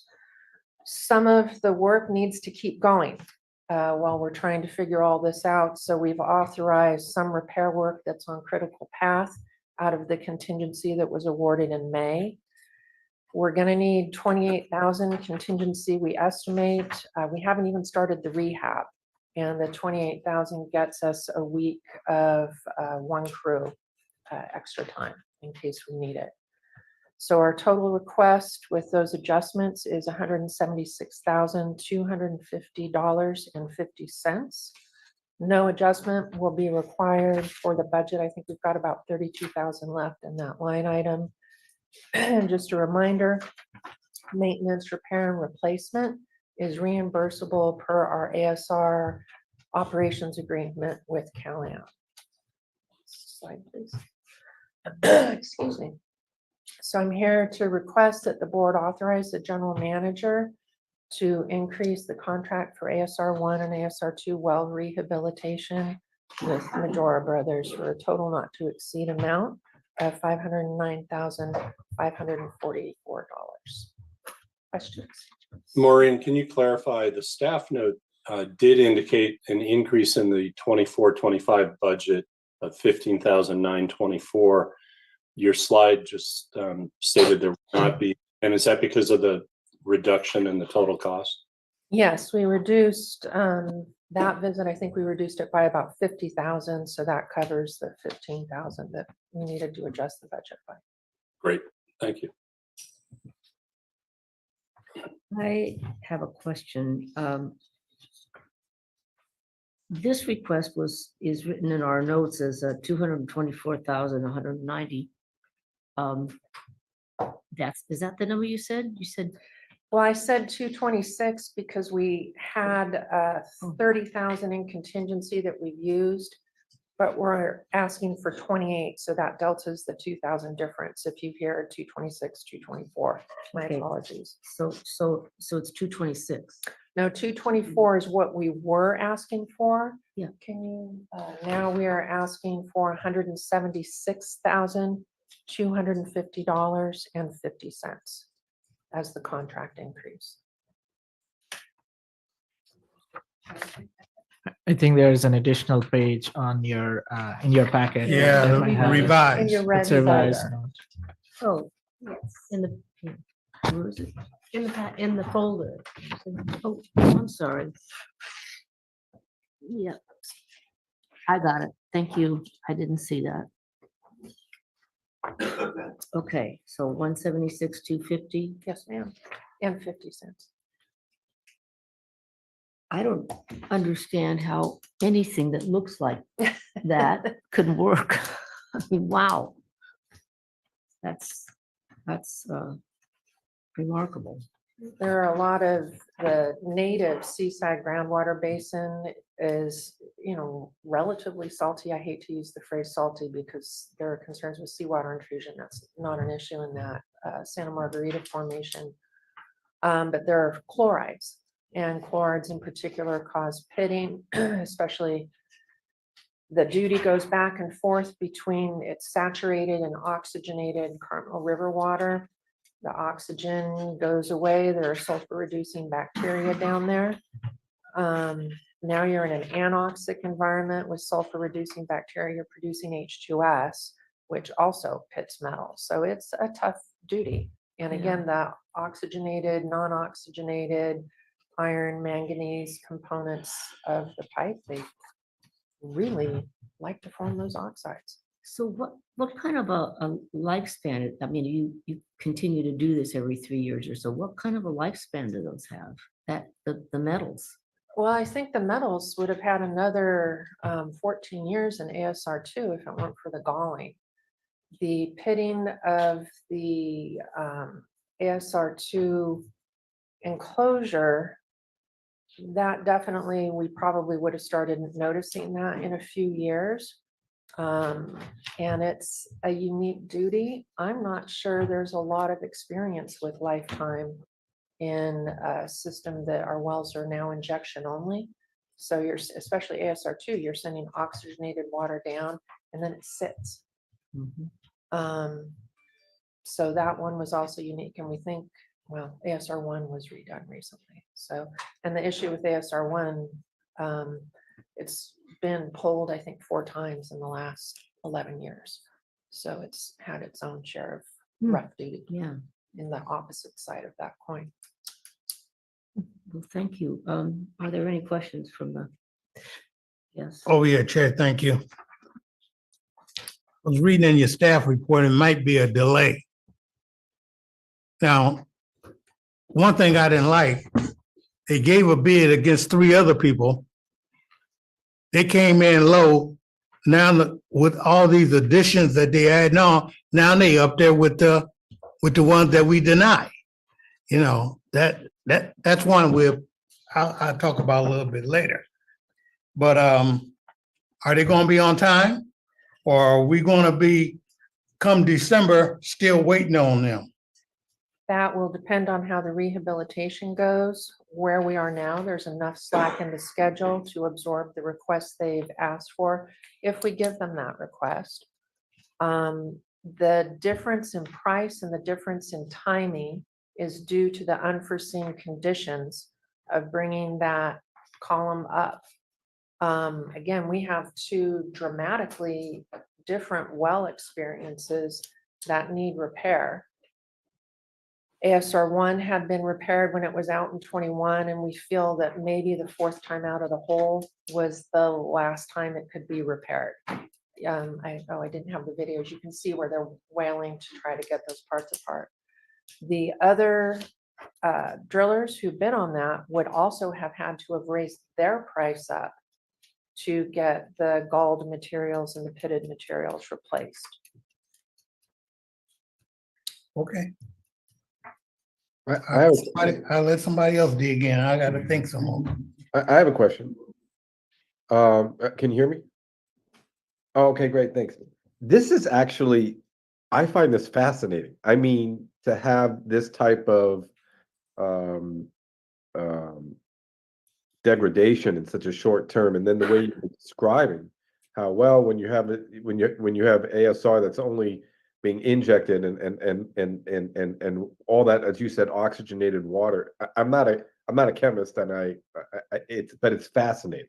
And it seems to me that this is a rich learning opportunity for the district in terms of our overall ASR maintenance. Would you agree?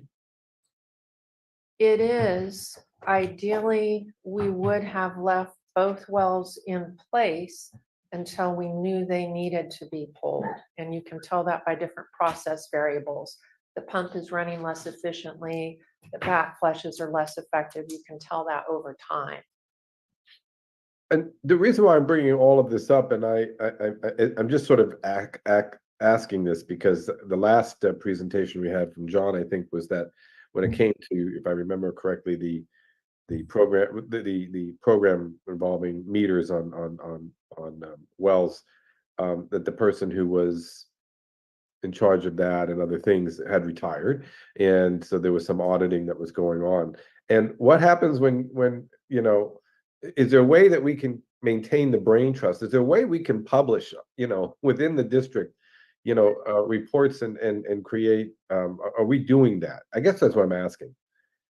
Absolutely. We have, after every major action, there are reports written to file for future staff. They're deposited in the water year. And as well, we're morphing that to be by asset. As the new folks are coming in, they certainly don't have the institutional knowledge. Right. With all those reports, it's a great learning as to what happens when you pull a pump 4 times in 11 years, and as well what happens when you put the pump in injection service only for a seasonal injection for 14 years in what is a pretty corrosive environment. So Yeah. yes, excellent, yes. And I didn't mean to suggest that we weren't creating a brain trust on that information. I was just wanting confirmation. And it's actually very interesting stuff to me. I mean, the way that then what do they say about water? It's the universal solvent. I guess they meant it when they said it, I guess, whoever the they is. No, it's good. It's interesting. Thank you. Yes. Yeah, I want to thank you for the report, also the graphics, because there's so many things that we do hear and authorize and hear about and so on, but we don't see some of the details. The detail is very educational. It goes back to what Mark was saying about, learning something, learning more. And it's one thing to know how much it costs, one thing to know the time frame and so on. We can relate to those things in our daily lives, but not the plumbing and not the corrosion. So I appreciate the education, and I'm going to offline. I'm going to talk to Dave about some areas where maybe we might benefit from more of this. That's all. Thank you.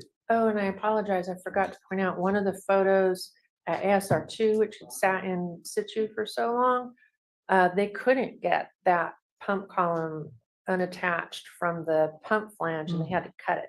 And that was in one of the photos in the presentation, if you look back. I noticed the cut. Yeah. They had to cut it. Yeah. Yeah, I noticed that one sitting off to the side. But I thought just for the board, I think to put a pin in and highlight for the board, I think you said you had a video, but for the technology not being able to deliver that in this room, we're missing that information. That would have been valuable. And we're talking about something that's about $500,000, but whatever it would have cost to be able to allow that technology for us to see is just as valuable. Yeah, even if CalAmp's going to reimburse us for all of it. Well, I'm talking about our internal. Yeah, no, I got it. Yeah, I just want to, because we need to see those things, and don't get me wrong, if she wouldn't have mentioned that they didn't have a video, we wouldn't have known. But we should have the ability to see that pipe being banged on and how tough it was to open up and why it had to be cut. And that's why it cost so much to fix it. That makes sense. And I'll take partial responsibility. The No, videographer wasn't great. It was nobody's fault. didn't click it fast So enough. through the chair, if I may. So going forward, we will need to take into account this experience and these costs, the related costs in our budgeting for the ASR water supply, the maintenance and upkeep costs of that part of our water supply. Yeah. Just a question to General Manager. over in Monterey One Water, I know we help with a few of those wells over there. Are we liable for the maintenance? If something should happen like that over here, where they come over here with their hand out and say, we need to fix a well? Yeah, it'll get rolled into the cost of the water. So at this point, we're basically every year we do a operations and maintenance, and there should be a true up for the prior year. So if there was an unexpected maintenance issue in the prior year where that original cost wasn't budgeted, it gets covered, and then it gets recovered in the cost of water in the subsequent year. So it's funded through the rate, what's called the company water rate. Okay, and one more. Y'all talk to Cal-Am about this? Yes, sir. Okay, and they give an answer yet, or are we gonna be going into our reserves to take care of this and then coming back to fight with them about it, like we're doing another well? So, Their initial email back was that they would cover it, and they requested just, like we're talking about additional lead time, which we didn't have on this particular rehab. okay. Thank you very much for your report. Um, And I have a motion. Any questions? Public comment first. Yeah, thank you. Any public comment on this presentation? Chair Anderson, I see no raised hands. Thank you. We have a motion? I'm going to approve. Authorize. I'll second it. Sorry, Mark, you're on. Did Mark say something? I was So- gonna even move seconded for a it. second, whichever it Thank you. was, yeah. All right, let's take a vote. Director Oldesby, Aye. Director Adams. Aye. Director Eisenhardt, Aye. Director Paul, Yes, and with thanks to Maureen for the presentation. Director Edwards, Aye, and please keep us informed. Vice Chair Riley, Aye. Chair Anderson. Yes. The item is approved 7-0. Okay, we are moving on to item 10. Thank you, Madam Chair. Sorry, I was just checking to see if my microphone was on. This item is requesting adoption of an agreement with DeLay and Laredo for legal services. The legal team was given a performance review in multiple closed sessions earlier this year. And during the strategic offsite meeting, there was a request made that a form of agreement for continued services be developed.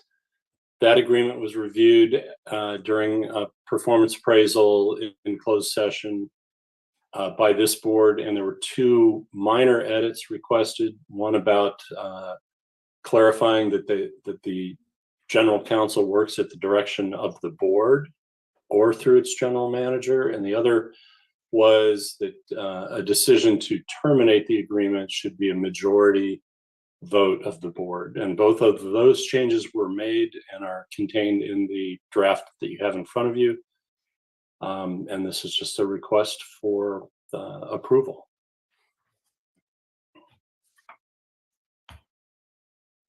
Do we have any questions from the board? I'd just like to say, as far as I can tell, it reflects the discussions we've had and the document reflects the terms that we developed over in several discussions.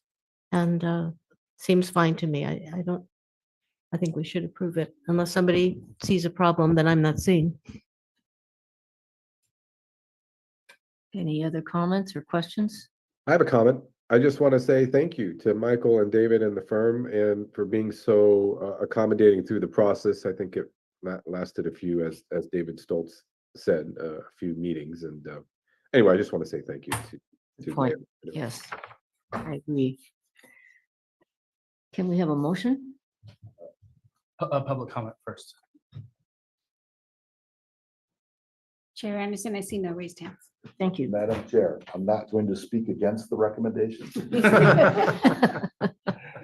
but I would like to take a moment to thank the board for your cooperation and the service we provided. One of the reasons we wanted to initiate this change, where Michael would take over the day-to-day operations as general counsel. I want to assure the board that I am fully committed to this district, and I fully plan to remain active and engaged in terms of oversight of litigation, and to be available to step in when Michael's not available, or any other matter where my expertise might be of use. I just had to point out that I'm stepping aside after 45 years as general counsel.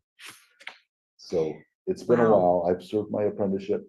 I'm looking forward to this next stage, but I wanted to make sure that we're doing it in such a way that it's a smooth transition that works best for the district. So I just want to thank you for the opportunity over the years. Thank you. And I also support the recommendation. And I hope you're going to have a celebration. In time. Something fun. And Madam Chair, I'd just like to say is the same. Thank you very much for the opportunity to continue serving the district. We look forward to our continued relationship and working with all of you and your come before after you. And we plan to continue to provide as excellent of service as we can for you. So thank you. Thank you. And we plan to rely upon your answers. Well, we do a move. I move that we approve this, but quickly, if I get a second. I second. Thank you. Your report tonight put a new standard that you got to keep. I like that. So you set a new standard up there when you gave your report, and with a written report in the agenda. I Very appreciate helpful. that. Good job. Thank you. I'm not gonna miss you, but I expect you still around. Don't take that on the bad side, but I want you here and I want you around. Not double meetings. Okay. All right, I think, I'll take a roll call vote. Director Adams? Aye. Director Eisenhart? Aye. Director Paul? Yes. Director Edwards? Yes. Director Oglesby? Aye. Vice Chair Riley? Aye. Chair Anderson? yes, And the item's adopted 7-0. And Madam Chair, I'm not abandoning you, but I'm leaving. Oh, no, oh. Have a good night. good night.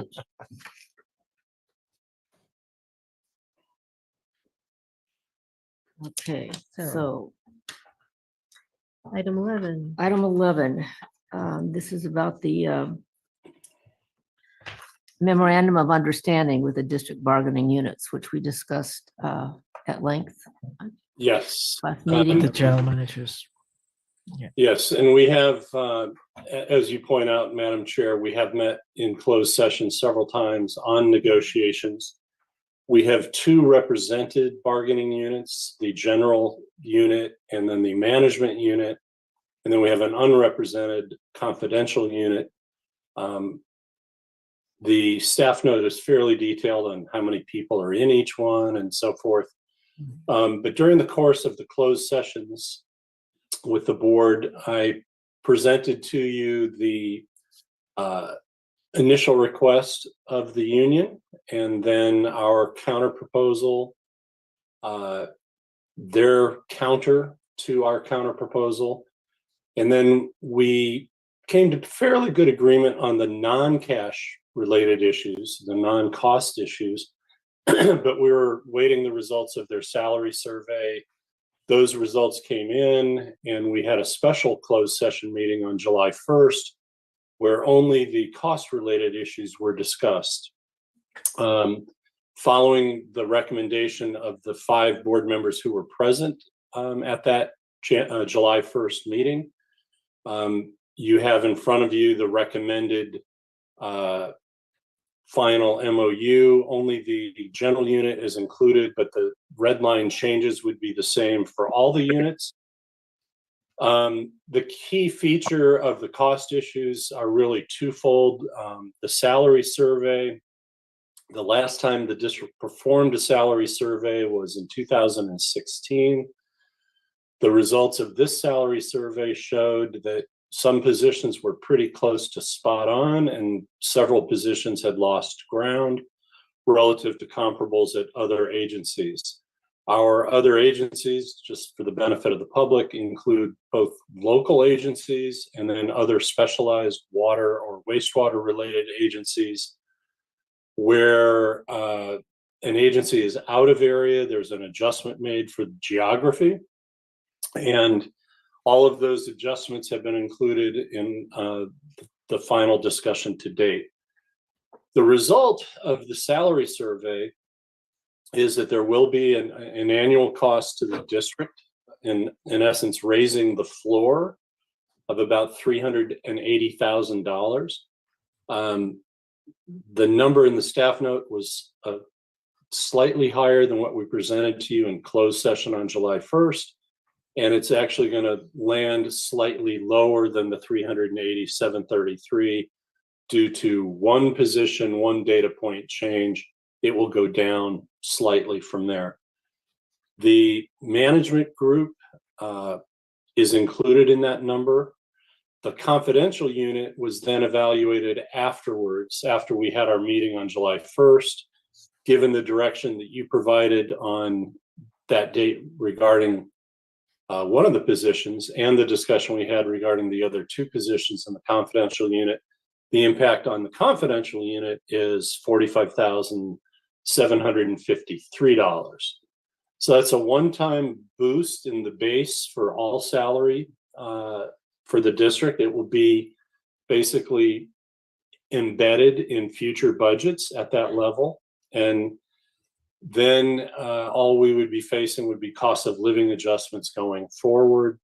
And the cost of living adjustment recommendation for this contract is shown in the staff note, and it's 3%, 3%, 3% in 24, 25. I'm sorry, beginning July 1, 24, July 1, 25, and July 1, 26. The other issues are contained in the table in the staff note. I think it was a very amicable process. I think generally speaking, most of the employees are very happy, if not all of them.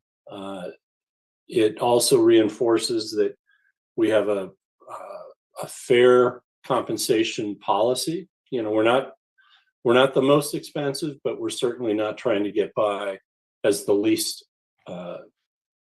expensive. We're paying at or on the median, slightly above for a couple of positions that obviously won't get a bump this go round. So I believe it's a very fair and equitable solution. It's a 3-year contract. The recommendation or the request is actually twofold. One is to approve the MOUs with these recommended aspects. And then the second is for you to decide whether to award me, the general manager, a cost of living adjustment of the same amount at the same time, and then deal with the other issues surrounding my performance during the normal calendar year cycle later this year. Thank you. So, May I? yeah, please. On the first question, the MOU, I want to say that I think well, first, we needed the information that the salary survey provided. We can see that it must have required an awful lot of work that, to really get good information about what is the market rate for each of these positions and get the right comparables and all of that. It looks like it required a lot of work, but it gave us the information we need. And having that, I know I was kind of shocked that some of the positions were well below market of comparable. I feel bad about that because we have great staff and I think all the directors want this to be a good place to work and for people to feel good about the work that they do and their working conditions and that they're being paid fairly. It's just so important. We really want the district to be a good place to work now and in the future. So I think there was no question. We all want fair compensation to be able to recruit and retain really good employees, and we want them to feel good about their jobs and what they're being paid. So, and it's just really important. I want to thank you for all your work with the salary survey and your work in negotiating and coming back to the board when you needed to for direction. So it seems like a good contract, and I hope that everybody feels satisfied with it. I totally agree, and I can only imagine the work that was involved in that. I guess it was the last packet that we got with all the comparables, and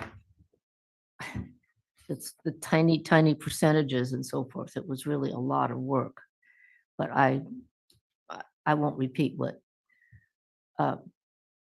Director Paul just said, but I completely agree, and I'm happy that we're up to comparables at this time. That's our proposal. Anyone else? Yes. Yeah, thank you, Chair. Dave, the last contract we did with the employees was for 5 years, wasn't it?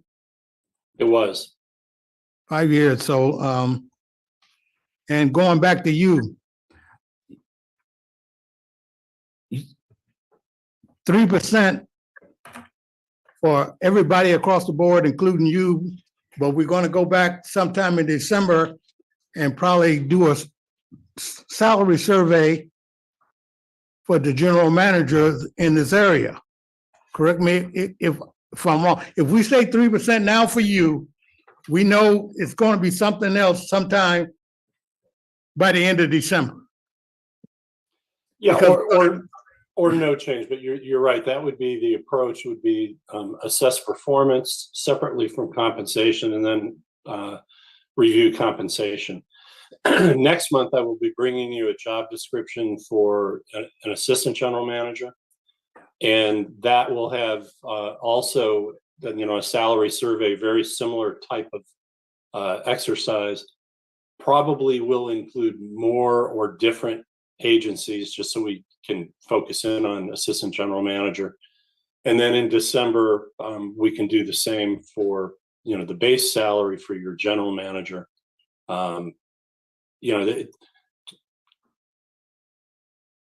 key thing is that while I have waited as long as 20 months to get a cost of living adjustment, the last 2 years, I've gotten mine when the unions have gotten theirs. So that's, the simple proposal right now is that any change in where I stand relative to others, that's your decision in December, November, December. Okay, thanks for clearing that up.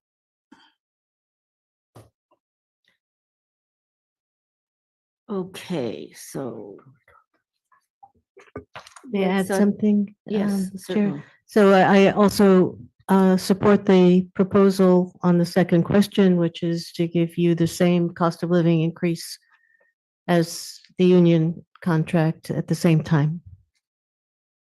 Oh, and I do want to point out, just for any listening public, we did determine that during the 5-year previous contract with inflation that our bargaining units did lose ground.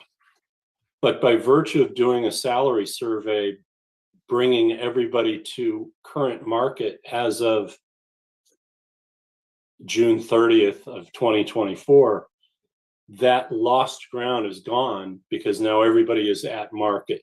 And so that's why there's no adder, which was discussed at one point for lost wages.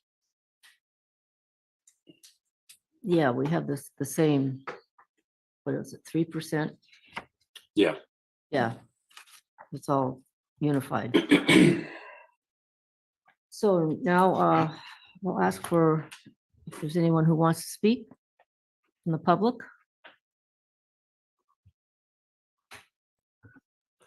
Yeah, good evening again, Tom Raleigh, speaking as a citizen. I don't know how many of you read the Pine Cone like I do. Has a lot of good news, but there was an excellent letter to the editor this last Friday from Sam Farr, our former congressman, former representative, what have you. Anyway, he has some very interesting comments about salaries of government agencies, which includes exactly what you're talking about today in general, and makes some strong suggestions about what various government agencies need to look at and reorganizing for the future.